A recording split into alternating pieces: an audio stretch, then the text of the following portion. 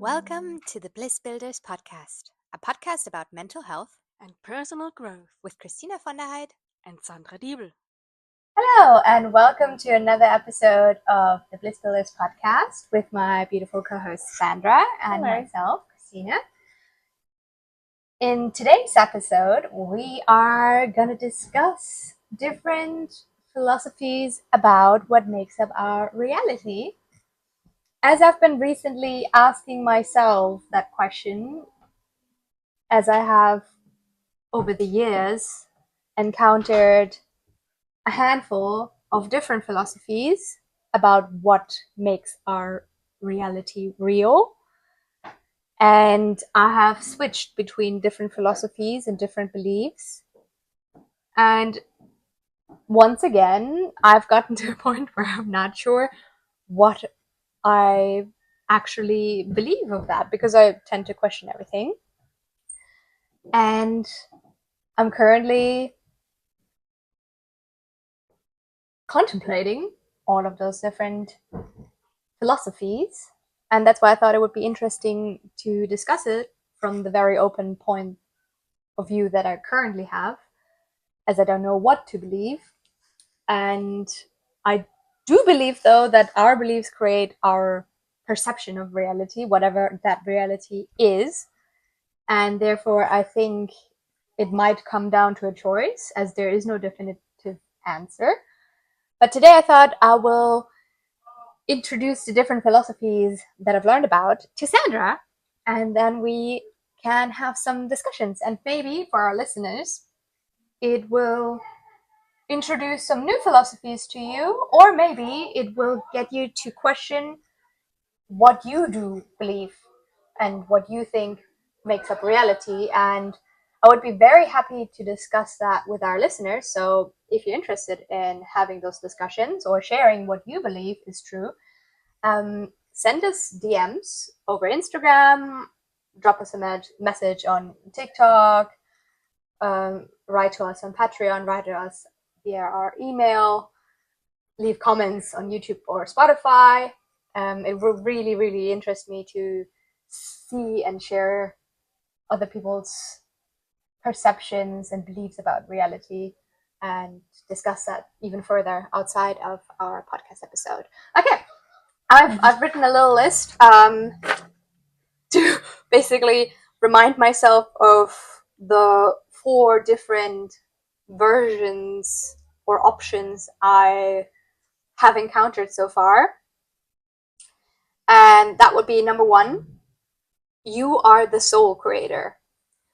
The only one. So basically that theory is also called solipsism or subjective idealism. And it basically means everything that you see, including other people, all of reality is created by your consciousness. That means, from your perspective, I don't exist. I'm literally just a perception, like a projection of your mind. And everything you see, so you're the soul creator, there is nothing else, which I first encountered through the egg theory by Andy Weir, that kind of had that concept where it was basically that you get reincarnated again and again, but it's just you. And you are just reincarnating into all the different lives. So every person that exists on the planet is basically you. And you just perceive yourself from different angles. But you're still kind of co-creating with yourself.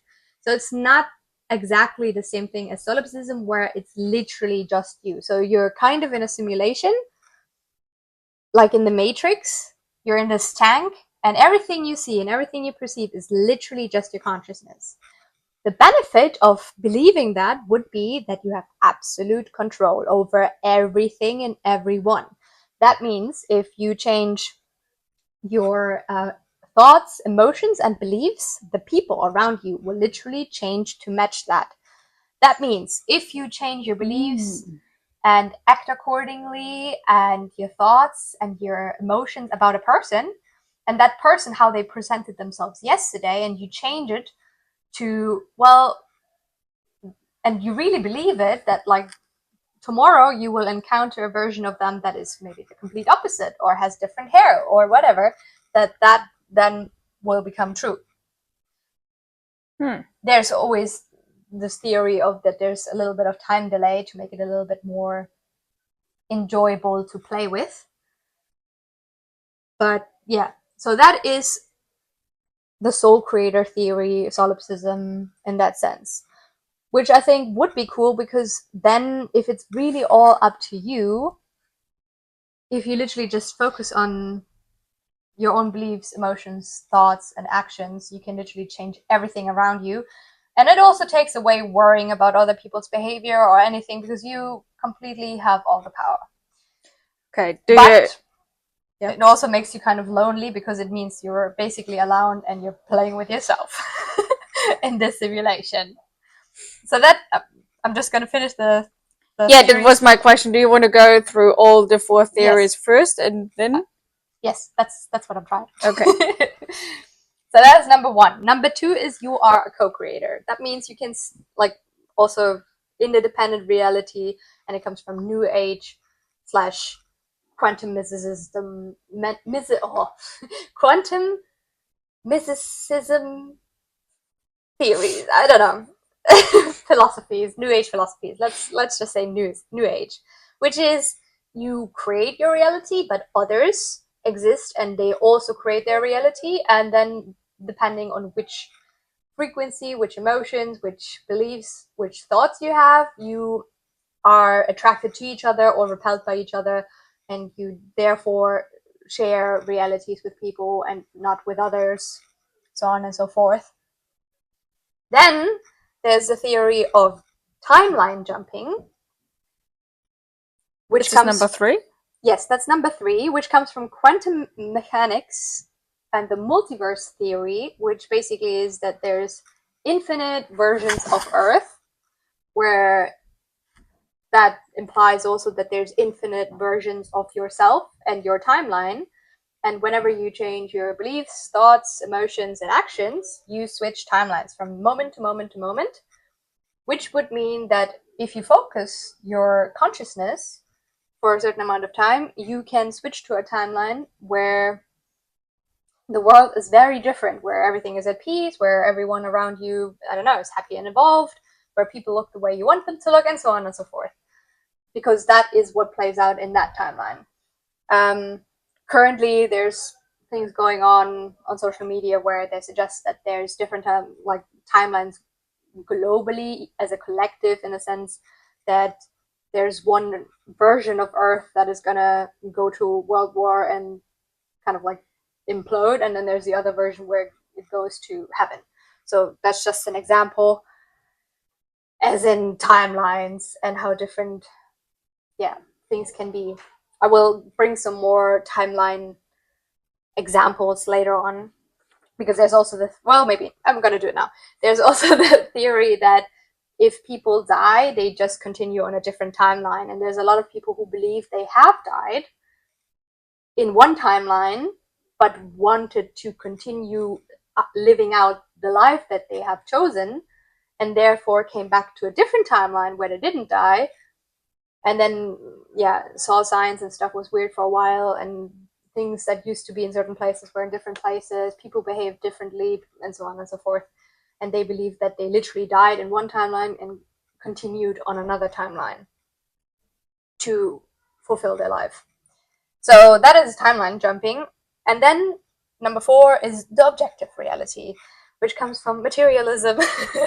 And it's probably what most of us grew up with, which is that although your beliefs and subconscious beliefs still kind of influence how you perceive your reality, reality is what it is. You don't create it. It's there. You interact with it. And what they still kind of like use that you create your reality, but basically what they mean is you create your perception of reality, and you interact with it and make choices, and based on your interaction, your choices, and your subconscious and conscious beliefs, you then make different choices and have a different life. But it's all still based on the normal laws of physics that we, I would say, grew up on, and less on the spiritual side. Yeah, I'm not sure if the rest is spiritual though. For It's me, just it very seems. open-minded. But this is like the overall headline I would perceive it personally myself. So yeah, those are the 4 different philosophy. I'm pretty sure I've come into contact with more than those 4, or different versions. There's also versions that interact with each other, or that are more holistic and combine a lot of these, or different ones of these, with like the objective reality, but still kind of like the law of attraction being part of that objective reality. Then there are others where it's not the law of attraction, but your subconscious. I think we might have discussed that briefly in the manifestation episode, like one of our first episodes. I think it was the second episode. But yeah, so there's no definitive answers. No one knows. Which basically leaves all of what makes up our reality up to our beliefs, what we choose, and our interpretation of reality. So, yes, now that I've mentioned all of them, I would like to ask you, Sandra, would you say one of them clearly jumped out to you as, yep, that's what I believe? What do you think about the other ones? Do you ever question your reality? I definitely can identify myself with the last one, the objective. Yeah, objective reality. Reality. And I didn't expect that what you came up with, to be fair. It's way more, I would call it spiritual, is expected. I don't know if you want to summarize it in that headline, but in my head it is. Okay, maybe because I never got in touch with that. Not in my surroundings, not in my community, my family, friends, etc. So spirituality with different reality versions were never part of my thinking. And I mean, I never questioned it. Where I was saying,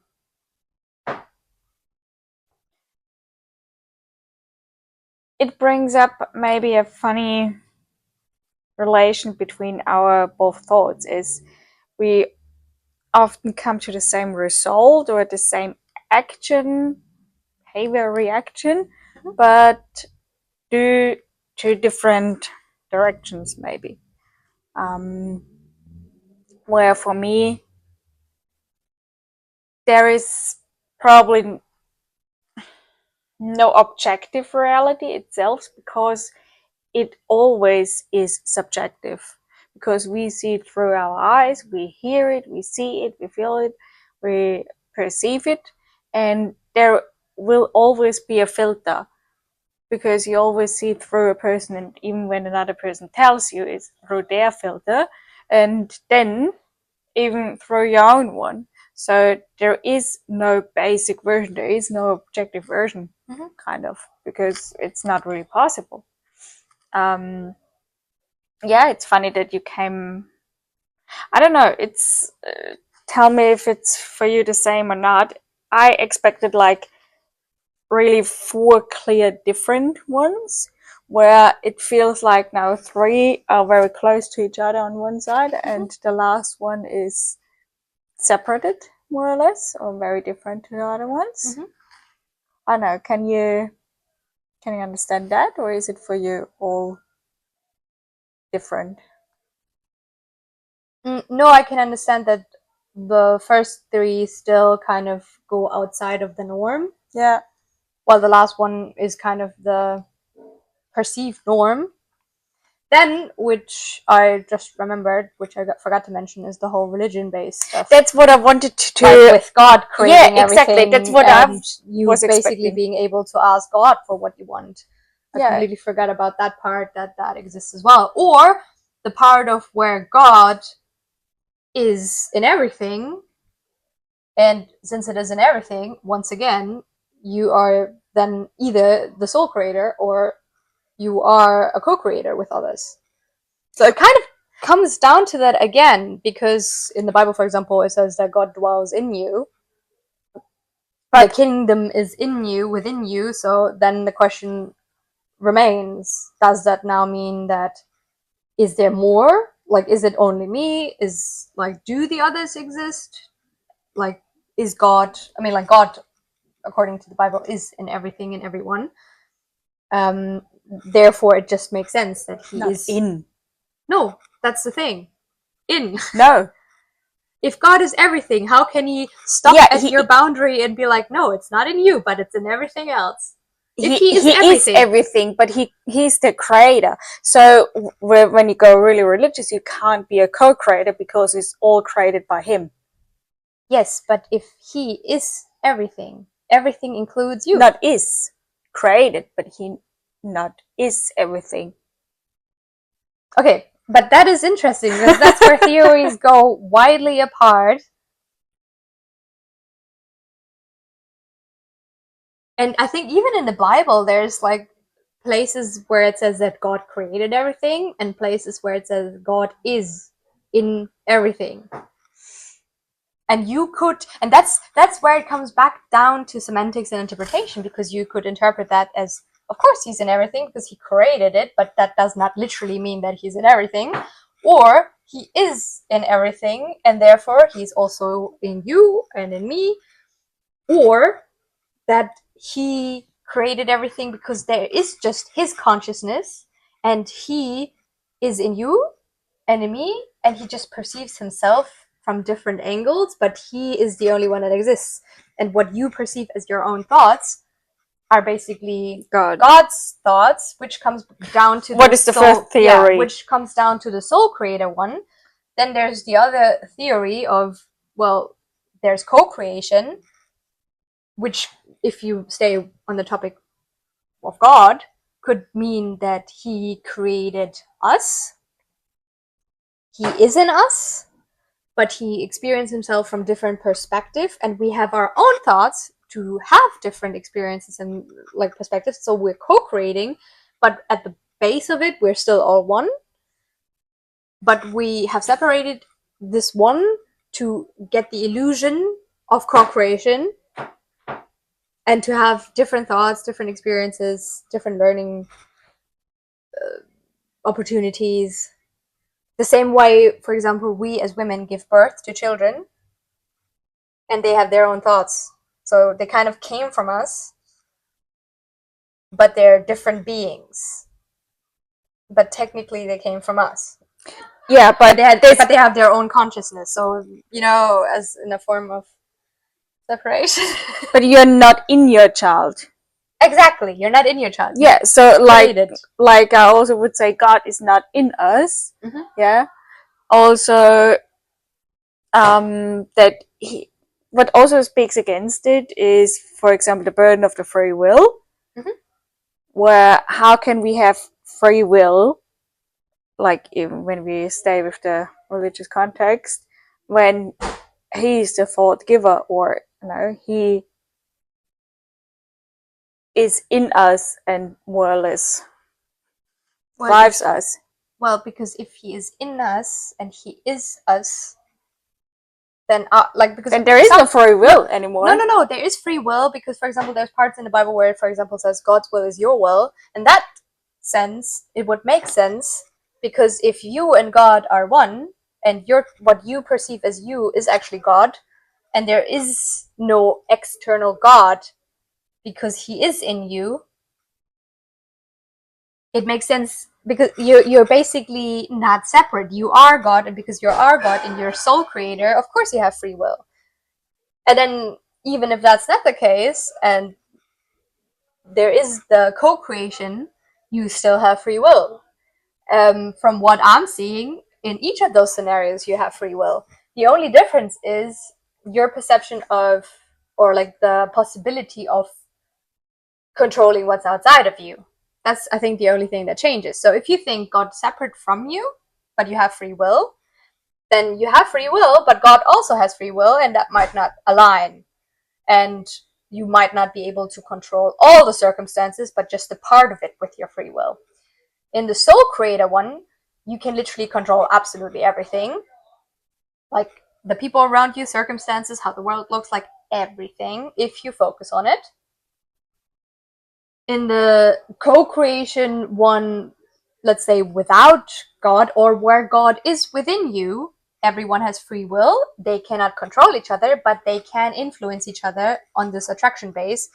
Basically, that if your attraction, your frequency is stronger than the other person is more neutral, they will swap over, which Like a magnet. Yeah, basically, which overlaps with objective realism, because if you're really friendly to someone, a lot of the times, if they're in a neutral state and not agitated or angry, they will also be friendly. Like if I laugh, then you start laughing. So that kind of also makes sense from both perspectives.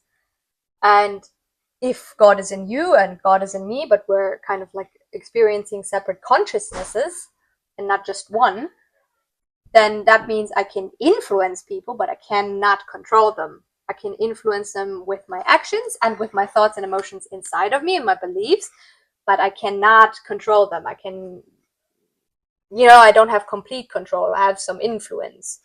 With the second theory, like the co-creator one. Because with the first one, you would have. Exactly. With the first one, I would have. With the second one, I only have influence. I don't have complete control. With the timeline shifting, everyone still has their free will, and you have complete control, because you can literally just jump to the timeline where everything is the way you want, and where the people express the sides that you prefer, but still everyone has free will, so everyone can shift between the timelines that they prefer to realities that are exactly as they prefer. So, for example, if I would like an environment where people are alive that have died or something, for example, it's like very drastic. I'm not saying that that is any part of that philosophy. That's just what my mind now makes up. So, for example, if I'm like someone around me has died, then technically, according to that, it might be possible to shift to a timeline where they're still alive, and then them actually being dead would just feel like a dream, because I shifted timeline. And to make it more plausible, it would be like, I had a dream you died, but actually you did not. Like, you did die in another timeline, but I switched timelines, so now I think it was a dream, but it's not. And I just continued that life in a different timeline where that person was not dead, and it was all just a dream.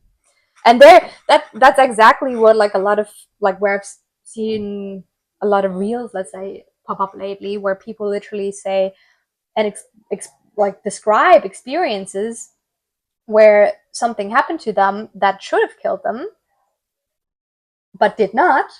But then after that point, the people around them behaved slightly different. Things were in different places. Things didn't make sense for a while. And other people in their lives said that they had dreams that they died, or something like that. There's also, I don't know, there's like one scenario where a girl kind of like went skiing with her class, and suddenly she was all alone on the slope, and there was no people like in front of her and no behind her, which made no sense because it was a very busy day and just suddenly everyone was gone. And then she was lost for hours, and she thought that she was going to die and freeze to death. And then suddenly she found, in the darkness, she found a tunnel with a subway station, and that was the subway station that took her back to her camp. But before that, she was kind of like there were no people, nothing, and she kind of found that subway station at the bottom of the mountain. So it could have happened that she just got lost, found her way back down to the subway station, and then took the subway station back to her camp. But what she also said is that when she arrived, no one literally gave a shit, and was just like, there you are, as if she had not been missing for hours, and like for half a day pretty much. And also the fact that she literally just was suddenly all by herself, did not make sense to her because there were like a shit ton of people before, like in front of her, and a shit ton of people behind her, and that they were suddenly all gone made no sense to her. And yeah, and then when she came home, things were in different places. So that is one example. Another example is like a mom and her like telling the story that she was in a car with her daughter, and she nearly crushed another car. And then she was like, in shock and relaxing, but she was like, it's all good, it's all good. And then her daughter said, we just died in another reality. It's like the 3-year-old daughter. It's just that they continued. It's like creepy things like that. You don't know if it's true or not. Might not be, but it raises the question. And since we don't know, I think, well, for me at least, it's very interesting and entertaining to think about all those scenarios. But the cool thing about the timeline scenario is that you can literally jump timelines. And the other cool thing is that it gives you the option not to die. Because that means, and from my own personal near-death experience, that I kind of seems plausible because I got the choice to come back. And I personally believe that you can come back as many times as you want. But that you might continue in different timelines, so it makes more sense. Because, for example, if you get utterly shattered by a bomb explosion in one life, it's a little bit hard to kind of reconstruct that, so you cannot just heal from that and make it plausible. So you kind of would have to shift to another timeline where that just literally didn't happen, where you just were at a different place or stuff was a little bit different. The cool thing about it, as I said, is that you could still completely control everything while still like having other souls or other people or however you want to call it exist, and they are doing the same. So I think to me that seems like the best option possibly. Objective reality, I think, seems like the saddest shit ever to me because it means you have like no creative control because everyone is just doing what they're doing. And yes, you can control stuff to a degree with your beliefs and happiness, but you can't really control world events. So I personally believe that, for example, objective reality can be quite concerning if you, for example, watch the news and then are like, well, shit, because you have less control as one person. You then have to collectively try to stop a nuclear war and all that stuff, while in the other ones, you literally just switch timelines to where that doesn't exist, and you're good. What actually doesn't solve the problem, just the situation for you. Exactly. But if you're in a timeline where that's literally just not happening, you can be calm and relaxed. But if you think that's possible, why, for example, when you were a child and had your depression about what's going on in the world, why didn't you do that? Well, the thing is, it takes awareness of that possibility to switch timelines, in that sense, to the preferred timeline. But you could also see it like that. Some thought started when I was a child, and I was just unaware of the timeline shifting, and I shifted into a reality where I had depression. And where certain things happened because I was focused on certain things. So I feel like that existing or not existing makes no difference to what happened to me as a child. Because as a child, the thing is, you just perceive things around you and you're not aware. Even if you're the sole creator, it could be that in the beginning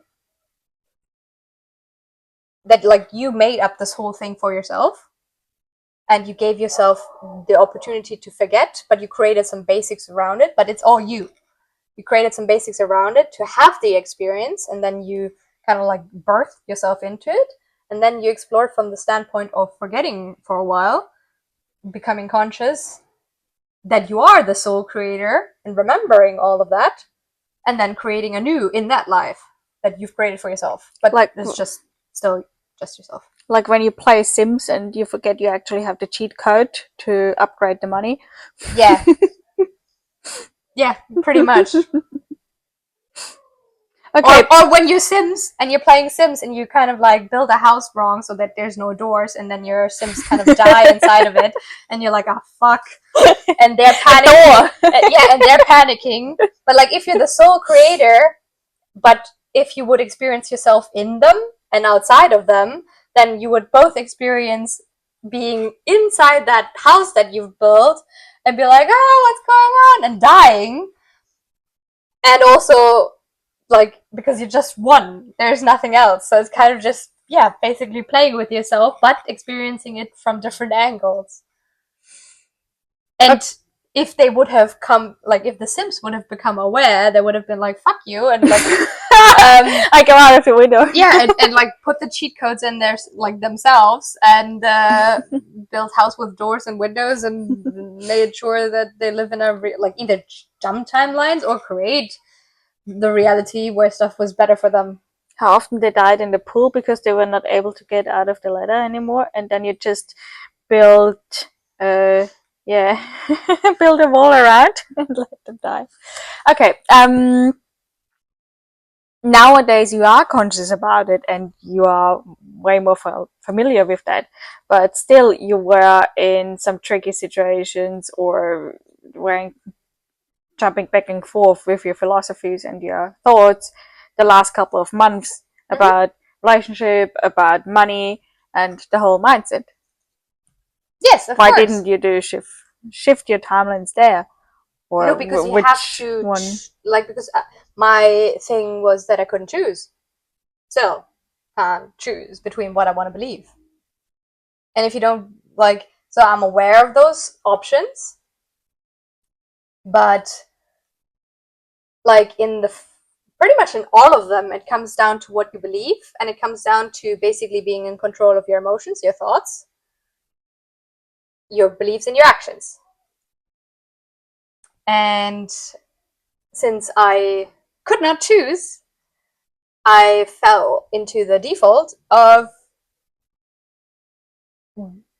not really being aware, not controlling my emotions, not controlling all of my thoughts. Because if I would control my thoughts, I would just pick one and go with it. And then control my emotions accordingly, control my actions based on that, and control my beliefs based on that. But I think that is maybe, I mean, because you can always justify it, which I think is so fun, because like literally you don't know what's true because you can always justify it in each of those. So if I'm the soul creator, then I have built-in option to forget, and then it's kind of like the game that I play with myself of becoming conscious, and then, oh, forgot again. Becoming conscious, oh, forgot again. And every time I forget, I'm in like fear, I'm kind of confused, I'm like, oh, I don't know what's going on.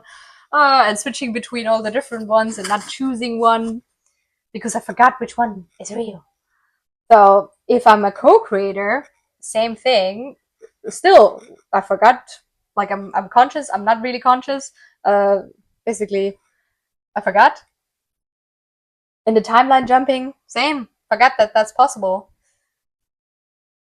Or you're just, yeah, unable to choose which one you want to believe. And I think now that I've contemplated a little bit more, because because I think it also changes based on what's beneficial in the moment. So sometimes, for example, it can be very overwhelming. Like even if I'm the sole creator, it's still possible. So sometimes if it's too overwhelming to make all the choices yourself, it's a lot easier to just believe in God and God taking care of everything, or the universe taking care of everything, or stuff taking care of itself. So then you're like, oh, I hand it over to God. And then it's easier in that moment. Other moments, you're kind of like, I don't want to follow God's will. I want my own thing. And then it's easier to believe that you're the soul creator and you actually are God. So you don't have to worry about something else making decisions for you.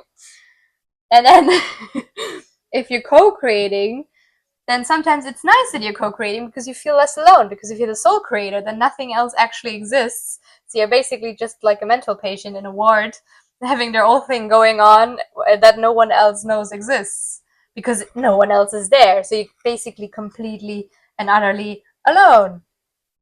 And everything you see is just you. So it's completely alone. So if you feel very alone, then you kind of like don't want to be the soul creator. So then you're kind of like, oh, it would be a lot nicer to co-create. And the timeline jumping kind of helps if stuff becomes outside of your beliefs. For example, if you believe that people can die, in this reality, and then someone dies, then you're like, fuck. So I could either deal with the grief in accordance to my belief system, or I can jump to a timeline where that never happened. And if you can jump to a timeline, then that's kind of like a superpower, and you're like, yeah. And you don't have to. You can choose to feel the feelings of grief, loss, etc., pp.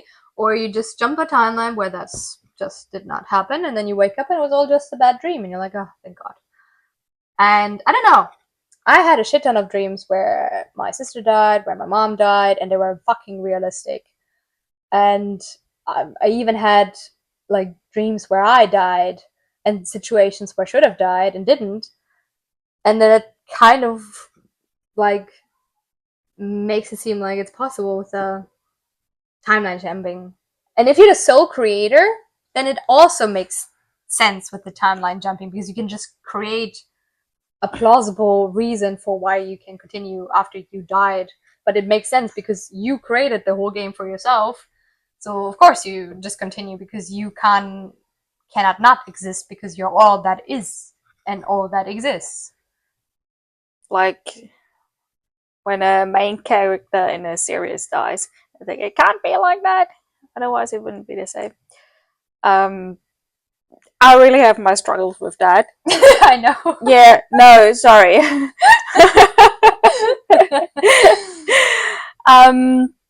Like my foundations are more on the psychology side and the cognitive side. Mm-hmm. So actually what makes our reality around us is our brain, in my opinion. Mm-hmm. Even perception just works with the brain, because even when you have the senses, just theoretically, if you can feel something, if you can see something, can smell, whatever, mm-hmm. you can just perceive and process it with your brain. So it all comes down to the cognition, and I think that's like the base of everything. Also, in these situations where, for example, someone had a near-death experience or have seen their relatives die, is that this doesn't fit in the reality picture we are used to, if you want to call it objective reality. So we are looking for an explanation for it. So what's the reason? How can this be possible? And I believe that you're kind of desperately looking for something that makes sense to you, mm-hmm. where I would bring it down to the influence of your environment, what you've, for example, been processing. Like, it doesn't even have to be shortly, but in general, what are your life experiences, the content you've been in touch with. That can be very often in movies, for example. That can be stories you've heard that comes back to your dreams, what all creates like, a back of your mind picture, perspective, what then comes into, like the first level thoughts process, however you want to call it, when you're looking for answer for that. What might also be the reason for those, in my opinion, why when you were in contact with some of the theories, or you've heard about this or that, and especially when you maybe heard about a similar story and think, you can identify with another person and think, they've been through the same. And if they, for example, already have an opinion or an explanation about it, that might also make more sense to you when it's detached from the normal reality, because the experience was so extreme, because you haven't been through something even roughly similar like that before. So it's hard for you to find a reason and explanation in the normal reality, in the normal world. So you're looking for something that makes more sense to you, what maybe opens you up to some theories that I don't know how to call it best, but that are a bit more off the track, probably, or a bit more open-minded, if you want to see it. And with the time, no, it would be actually which one would it be? All of them a little bit. Where, for example, the law of attraction, I believe that it's actually like our laughing experiment that we made the other episode before, where it's like a virus. When someone starts, it can influence the others. Not automatically everyone, some are immune to it. But this kind of jumps over to another person.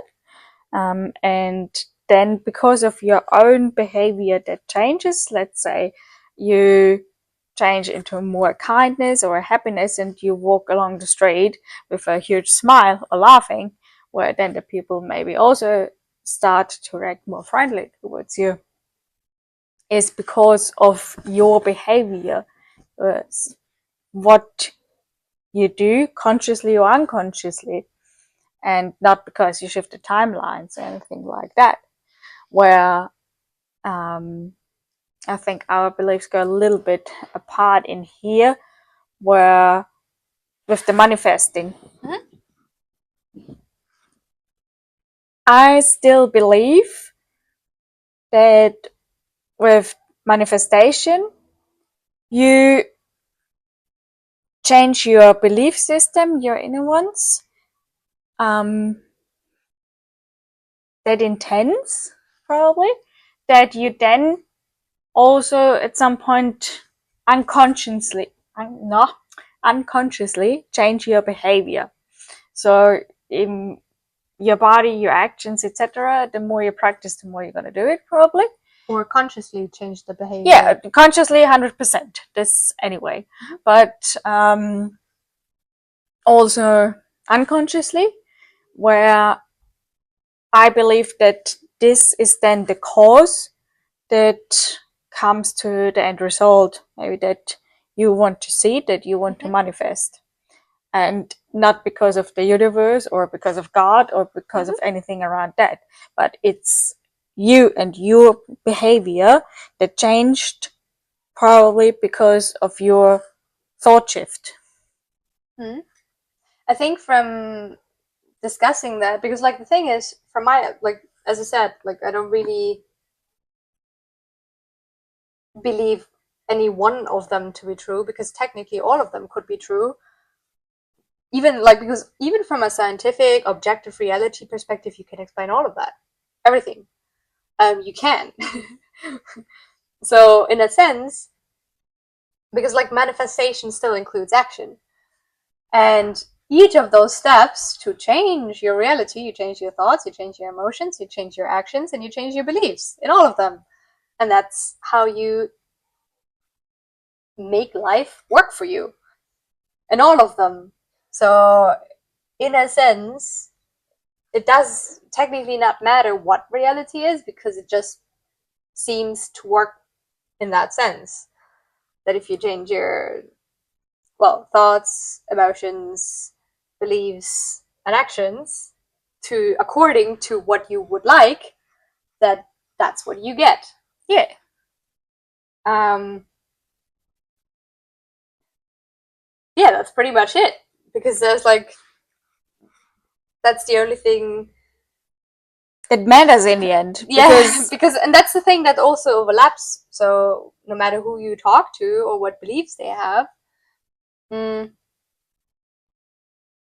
yeah, it comes down to that. I think the only thing in that sense that changes is when people believe that.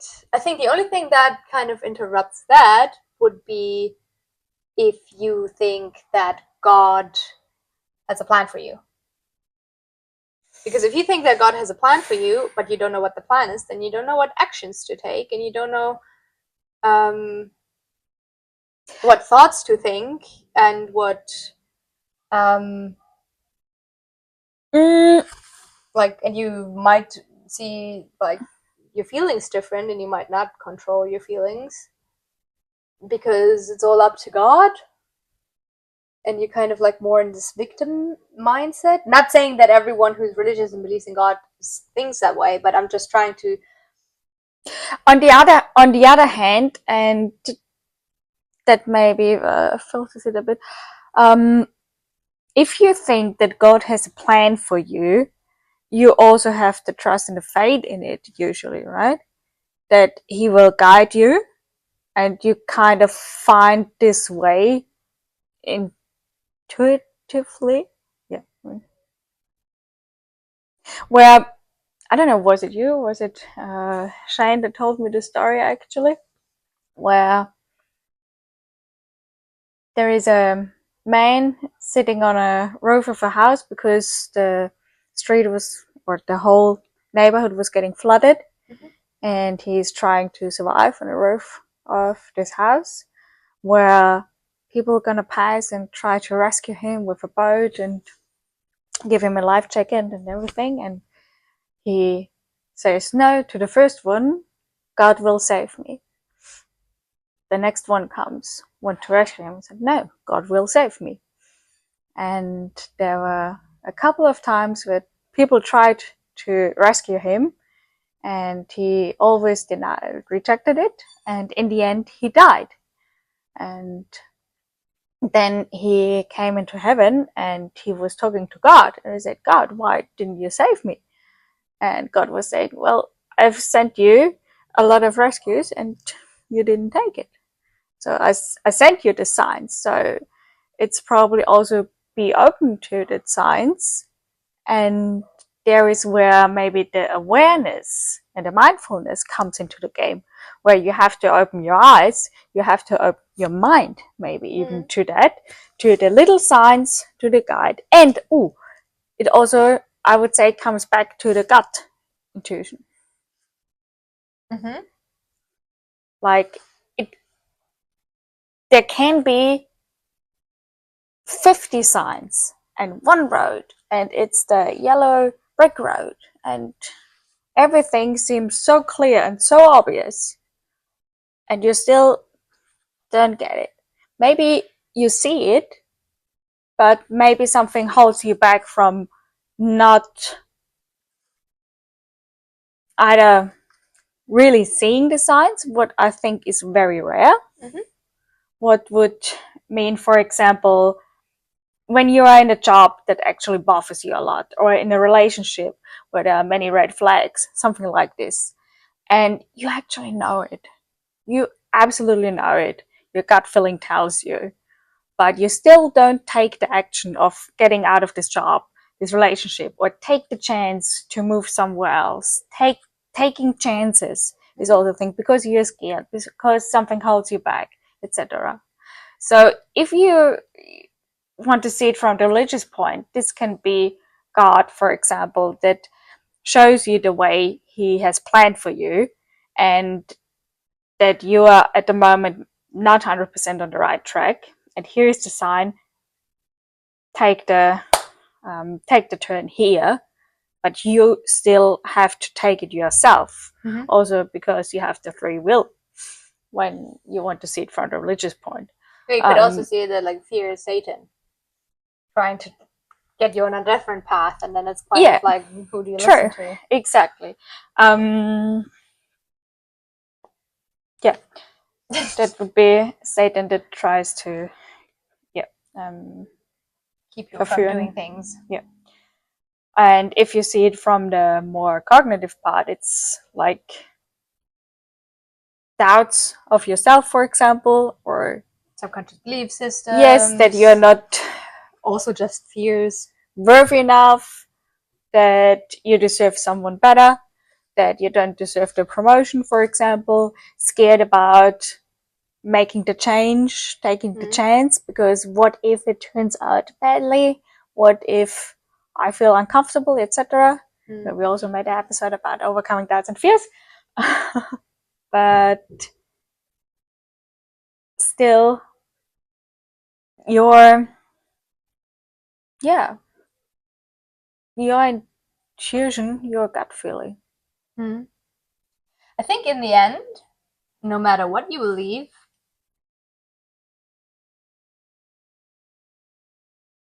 I think it all comes down to two things. Either you believe that you have the power to control and change your life, or you believe you don't. Either one will be true. For example, if you have a victim mentality and you think you can't do anything right, everything is wrong with you, it does not matter what of this you believe, because in each of them you need control of your emotions, and you need the thinking that you can control things to a degree. What is actually a fixed and a growth mindset? Exactly. When you say it like that. Yeah. So in a sense, it all comes down to, if you believe you can change your reality, no matter if you're doing it from the perspective of objective reality, because the things you need to do are all the same. Control your thoughts, control your beliefs, control your actions, everything that is inside of your control. So it kind of overlaps in all of them. And with beliefs, it's usually just figuring out what is, like, where are you blocking yourself with fears? What do you believe about yourself that is kind of like keeping you from certain things? But the funny thing is, like, let's go from the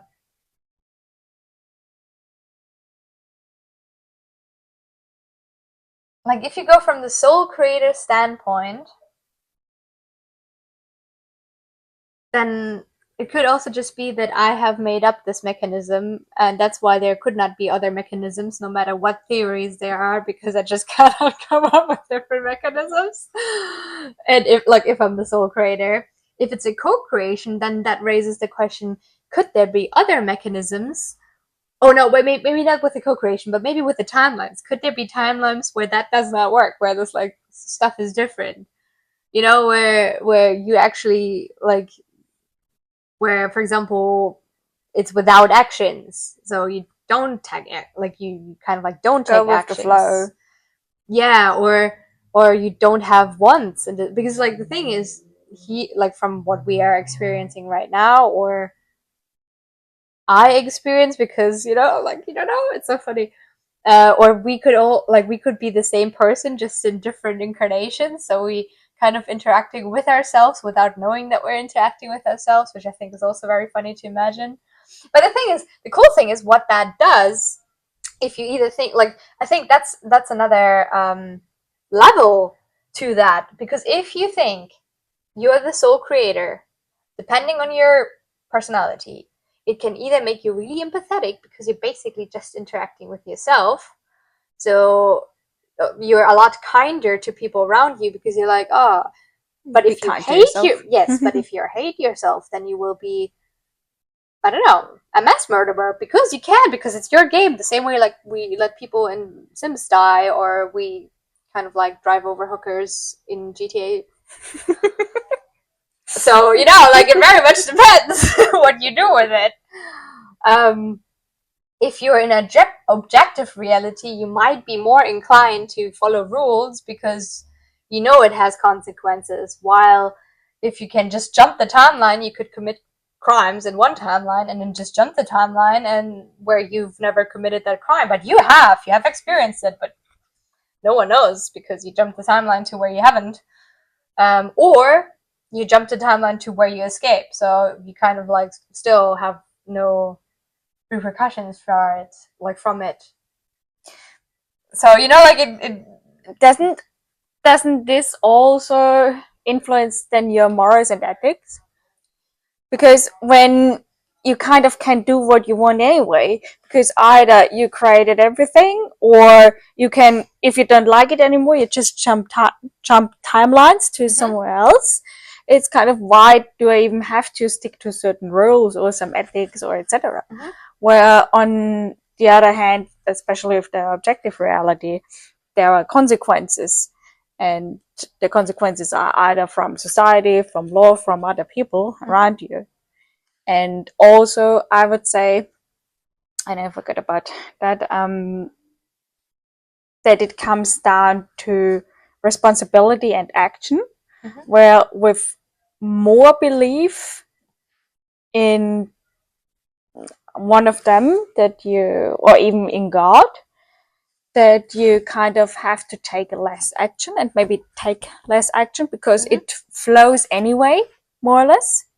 It comes how it should be, or you can change it whenever you want. Where with the objective reality, it's your responsibility. You are responsible for your own life and no one else. So you have to take the action. You have to put the work in that things are gonna materialize.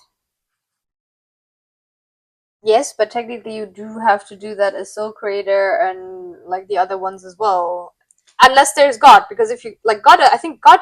That is the Joker. Yeah, no, like if there's God, then you don't have to give a like you don't have to take care of anything because you can always just leave it up to God to a degree and just go with the flow and let it guide you. But if you're a soul creator, there is nothing else creating anything, so you kind of like know that all the shit happens to you is because you didn't watch your thoughts.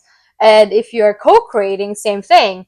And if you're timeline jumping, same thing. Because if you don't watch your thoughts, you end up on a timeline that's shit. No, not watch your thought, taking action. So especially, let's say the soul trader is, you've created your reality already. And you kind of made a plan for yourself and all what's happening already.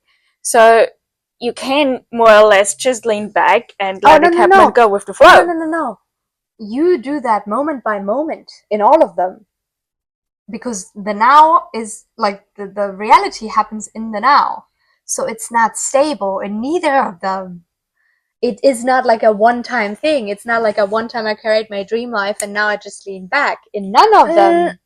That's not what I mean. Have to, like, no, from like what I've understood, you continuously have to take action, check your thoughts, because otherwise, for example, if you're the soul creator, you create everything you think about, everything you act on, everything you believe subconsciously, and everything, and everything you feel. So if you don't watch that consciously, you suddenly create something completely different. You're like, fuck! That's the same thing. Like if you had instant manifestation, that's a great example of that. And you accidentally let yourself think of an elephant and suddenly there's an elephant pooping into your living room. You're like, fuck! I didn't want to watch it. Because you're the creator. So that's shit. If you're co-creation, even more chaos, because if you don't watch it, then I don't know, someone else, like you're having a conversation, you're getting really excited about, I don't know, horror movies, and suddenly someone comes around and like slashes you if there was instant manifestation. Or timeline shifts. You're thinking about, I don't know, getting lost on an island and suddenly you are on that island. You're like, damn it, I shifted my reality. I had to pack my bikini first. Yeah, shit, I need to go back.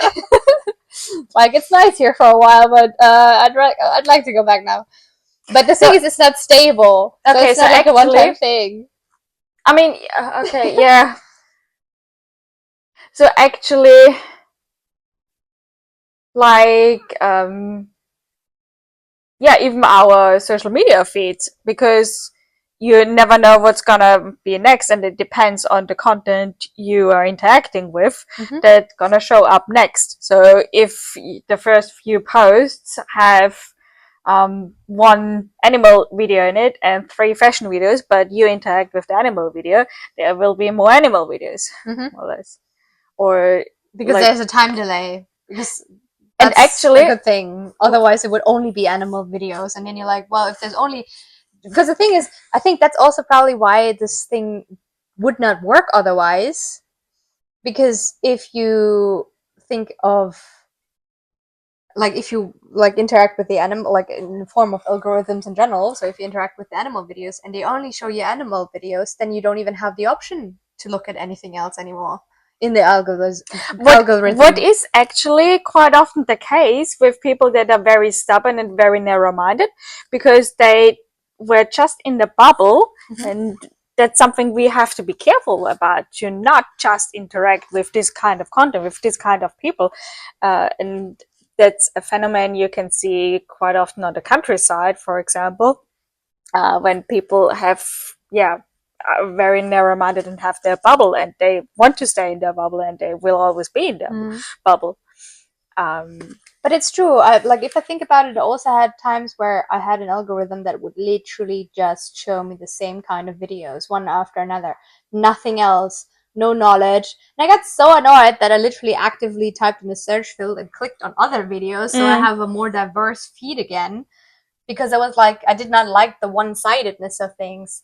The same way I don't like the one-sidedness of political views, or like any view, pretty much, because I always want to see all the perspectives. And that's a very important difference, because, for example, when you like animal videos and then you just have them in your feed, and you don't have the desire to also get something else. So if you just like over a lifetime, and like a political statement or anything like that, and they raised up like that, and your family has the same viewpoint, you have friends around, your town, your little village, you're all close, and you all have the same perspective, and you're fine with it, and you like it, so you lack in desire to even experience something else or even question that.